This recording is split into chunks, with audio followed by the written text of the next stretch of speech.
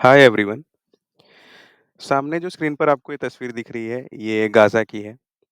लेकिन अ, वीडियो को स्टार्ट करने से पहले मैं आपको 2 चीज़ों के बारे में बताना चाहूँगा कि चाइना और यूएस ने अपने टैरिफ कट्स किए हैं, जहाँ पर यूएस ने चाइनीज़ इंपोर्ट्स पर टैरिफ को रिड्यूस करके 30% कर दिया है।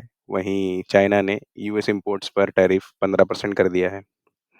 वहीं दूसरी न्यूज़ ये है कि इज़राइल गाज़ा पर जिनोसाइड कर रहा है और इस इश्यू को मलाला यूसुफ़ज़ई यूएन में रेज़ कर रही हैं।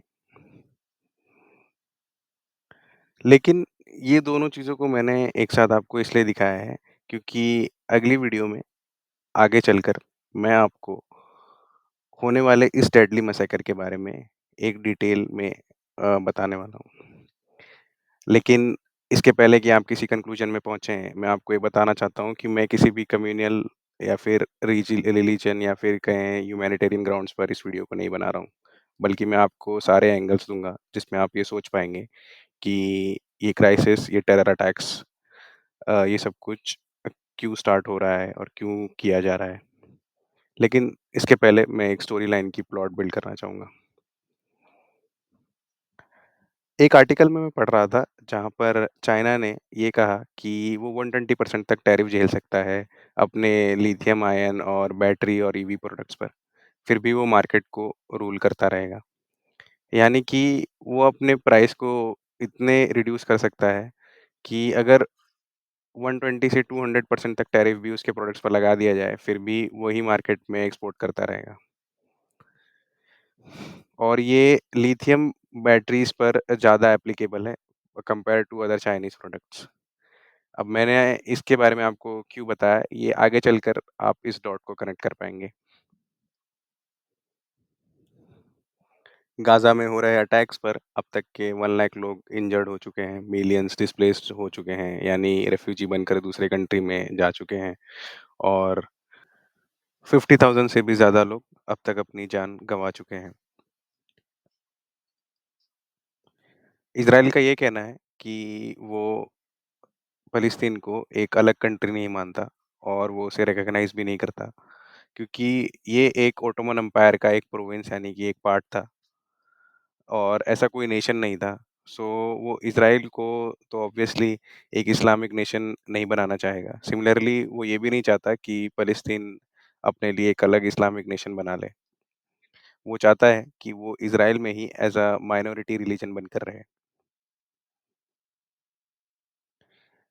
इस वॉर की शुरुआत यानी एयर स्ट्राइक्स, बॉम्बार्डिंग इन सब की शुरुआत होने से पहले अक्टूबर 7, 2023 में हमास जो कि एक टेरर ऑर्गेनाइज़ेशन है, इसने इज़राइल में 1200 लोगों की हत्या कर दी और 256 लोगों को हॉस्टाइल यानी बंदी बना लिया, एक कल्चरल इवेंट के द्वारा।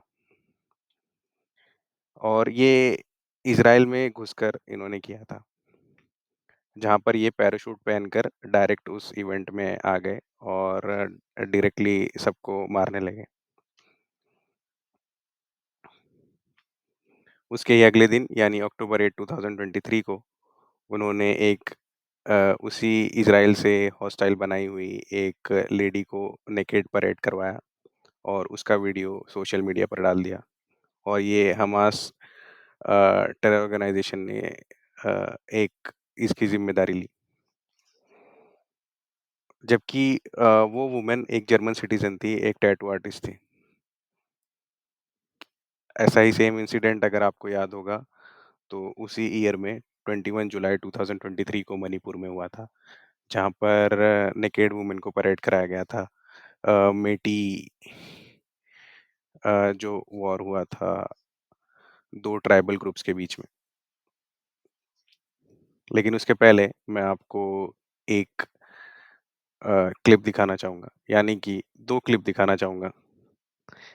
उसके बाद भी आप किसी कन्क्लूज़न पे मत पहुँचिएगा। मैं किसी भी ऑर्गनाइज़ेशन या फिर किसी भी कंट्री की आइडियोलॉजी को सपोर्ट नहीं कर रहा हूँ। सो डिस्क्लेमर देने के बाद ही मैं आपको वो क्लिप दिखाता हूँ। Hamas has an annual turnover of $1 billion. This makes them the second richest terror organization in the world. So, why is Gaza one of the worst places in the world to live? Case in point, Instead of digging wells to provide clean water to their people, Hamas digs tunnels so their leaders turn a profit off of smuggled goods. The result? 12% of childhood deaths in Gaza are due to contaminated water. So, if they're not using all that money to take care of their citizens, where is it going? Into the pockets of Hamas leaders.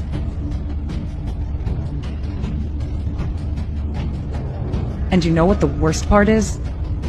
Most of the leaders don't even live in Gaza. Free Palestine from Hamas.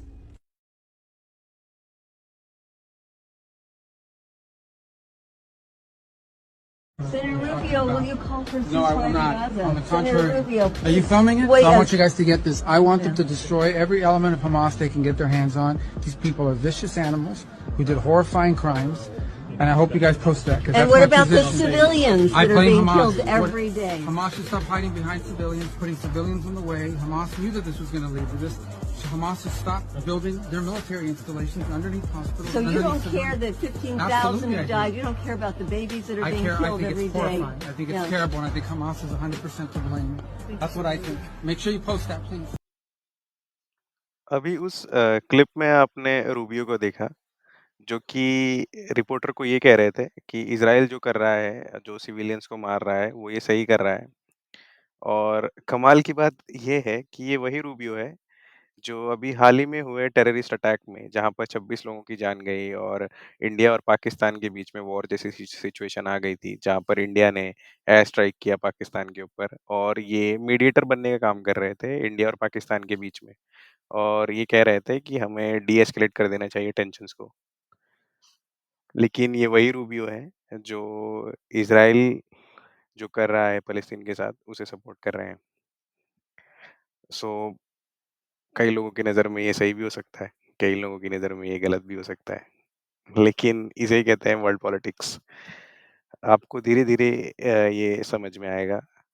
मैं पूरी कोशिश करूँगा कि मैं आपको clarity दे सकूँ इसके बारे में। अगली क्लिप में मैंने आपने देखा होगा जहाँ पर ये कहा गया कि Hamas second richest terror organization है। सो फर्स्ट रिचेस्ट कौन-सी है? ये हिज़्बुल्लाह है, लेबनान।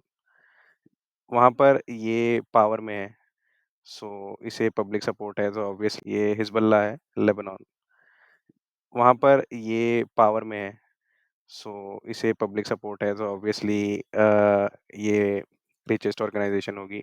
पब्लिक सपोर्ट ही नहीं, इसे इरानियन गवर्नमेंट की भी काफ़ी सपोर्ट है। और सेकंड पर हमास आता है। हमास भी वोटिंग के थ्रू ही गाज़ा पर अपनी जीत हासिल की है हमास ने और फिर इसने फ़तह पार्टी को भी हराया है और उसके बाद ये टेरर ऑर्गनाइज़ेशन पावर में आई है। सिमिलरली तालिबान भी गवर्नमेंट में है अफ़गानिस्तान के और ये भी थर्ड रिचेस्ट टेरर ऑर्गनाइज़ेशन है। यानी कि ये पैसे कमाते हैं। ऐसा नहीं है कि इन्हें फंडिंग के लिए हमेशा किसी ग्रुप की या फिर किसी कंट्री की या फिर किसी अ, मोनोपोली या फिर कहीं बिज़नेस टाइकून्स की ज़रूरत होती है या फिर ये हमेशा छोटे-मोटे दंगे करके पैसे कमाते हैं, ऐसा नहीं है। इन्हें कोई फंडिंग कहीं से नहीं आती है। इसे फंडिंग उसी नेशन से आती है जहाँ पर ये ऑलरेडी एक्सिस्टेड है। फोर्थ में आता है हौदीस जो कि यमन में है। अगली किसी वीडियो में मैं आपको इसके बारे में भी बताऊँगा, वो इसी का पार्ट होगा। सिमिलरली अल-कायदा सेंट्रल और ईस्ट अफ्रीका में वर्क करती है और फिर कुर्दिस्तान वर्कर्स पार्टी ये यूरोप में वर्क करती है जहाँ पर इस्लामिक यानी मुस्लिम्स यूरोप में वर्क करते हैं तो उनके लिए आवाज़ उठाने के लिए ये काम करती है। बट इन्हें टेरर ऑर्गनाइज़ेशन में क्यों डाला गया है? क्योंकि अ, इनकी हरकतों की वजह से। दूसरी बात करें तो कताइब हिज़्बुल्लाह ये कतार, बहरीन, सऊदी अरेबिया में ऑर्गनाइज़ेशन फ़ॉर्म करके बैठे हैं, जहाँ पर ये रिबेल की तरह वर्क करते हैं। जबकि कतार, बहरीन और सऊदी अरेबिया एक रिचेस्ट कंट्रीज़ में से एक है। और 8वीं आती है फ़लस्तीनी इस्लामिक जिहाद, ये बहुत छोटा-सा ग्रुप है फ़लस्तीन लोगों का, जहाँ पर ये भी इज़राइल को अपोज़ कर रहे हैं। सिमिलरली लश्कर-ए-तैयबा, यानी ये पाकिस्तान और पीओके में एक्टिव हैं। सो पीओके को अगर आप ऐसा लग रहा होगा कि पीओके पाकिस्तान ऑक्युपाइड कश्मीर है, लेकिन पीओके खुद को एक आज़ाद कश्मीर मानता है और वहाँ पर ये लोग पावर में हैं, यानी पब्लिक इन्हें सपोर्ट करती है। सो कोई भी ऑर्गनाइज़ेशन किसी के फंडिंग के थ्रू नहीं चलती है। वो पैसे कमाती है बिज़नेसेस करके क्योंकि वहाँ पे पब्लिक का उन्हें सपोर्ट होता है। और 10th पर आता है आईएसआईएस यानी वो इराक में फ़िलहाल यूएस से लड़ रहा है सद्दाम हुसैन के मरने के बाद। और इस लिस्ट का source Forbes list of richest terror organisation आप सर्च करेंगे गूगल पर तो आपको मिल जाएगा। इसके पहले मैं आपको हमास और फतह के बारे में बताना चाहूँगा। फतह एक पीएलओ ग्रुप के प्रेसिडेंट हैं और फ़िलहाल ये अ, वेस्ट बैंक में, इज़राइल में, फ़लस्तीन के लिए काम करते हैं। लेकिन हमास और इनके बीच में काफ़ी अ लड़ाइयाँ भी हुई इसके पहले क्योंकि हमास इस्लाम को एकदम कट्टर तरीके से फ़ॉलो करता है, जबकि ये थोड़े सेक्युलर हैं और इन्हें नोबेल पीस प्राइज़ भी मिला है क्योंकि इन्होंने एक बार इज़राइल और फ़लस्तीन के बीच में कॉन्फ्लिक्ट को कम कर दिया था, यानी कि ख़त्म करने की कगार पर ले गए थे। बट वहाँ से हमास ने जो कि एक मुस्लिम ब्रदरहुड ऑर्गनाइज़ेशन करके वर्क करता था फ़लस्तीन में। सो कुछ लोग ऐसे भी कहते हैं कि ये वहाँ से ये जो मुस्लिम ब्रदरहुड ऑर्गनाइज़ेशन था, ये शांति के लिए काम करता था, लेकिन उसमें से हमास करके एक ऑर्गनाइज़ेशन निकली जिन्होंने टेरर के थ्रू यानी हथियार उठाकर फ़लस्तीनियों को अपनी हक दिलाने का ट्राई करने की कोशिश की। जहाँ पर गाज़ा स्ट्रिप में जो पैलेस्टीनियंस थे, यानी डेंसली पॉपुलेटेड पैलेस्टीनियंस का जो एरिया था, उन्होंने इसे काफ़ी वोट्स देकर पावर में ला दिया और वहाँ से फतह पार्टी के जितने भी लोग थे उन्हें भगा दिया गया। सो फिलहाल वेस्ट बैंक पर ही फतह पार्टी का रूल है, लेकिन गाज़ा स्ट्रिप पर हमास का पूरा कंट्रोल है और पैलेस्टीनियन को का इनको पूरा सपोर्ट है।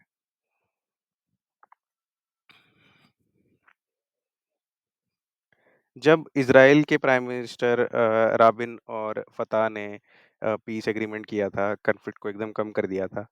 उसी टाइम पर जो इज़राइल के नेशनलिस्ट थे और जो इस्लामिक नेशनलिस्ट थे, वो काफ़ी गुस्सा हो गए थे दोनों प्रेसिडेंट से राबिन और फतह से। तो फतह को तो मार नहीं पाए लेकिन हमास की शुरुआत हो गई। लेकिन इज़राइल के प्राइम मिनिस्टर को इज़राइली नेशनलिस्ट लोगों ने असैसिनेट कर दिया। यानी वो ये नहीं चाहते थे कि वो पीस ट्रीटी साइन हो इन दोनों के बीच में या फिर पीस आए उस जगह पर।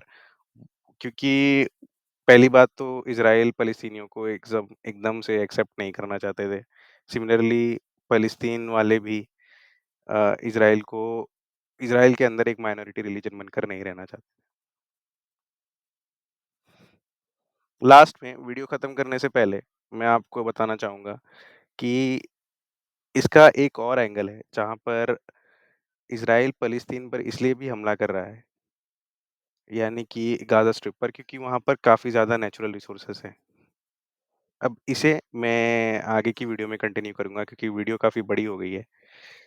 अ, अब तक के मैंने स्टोरी के सारे डॉट्स आपको बता दिए हैं। नेक्स्ट वीडियो में मैं इन सारे डॉट्स को कनेक्ट करूँगा और आपको नया कुछ देखने को मिलेगा। थैंक यू सो मच मेरा वीडियो देखने के लिए।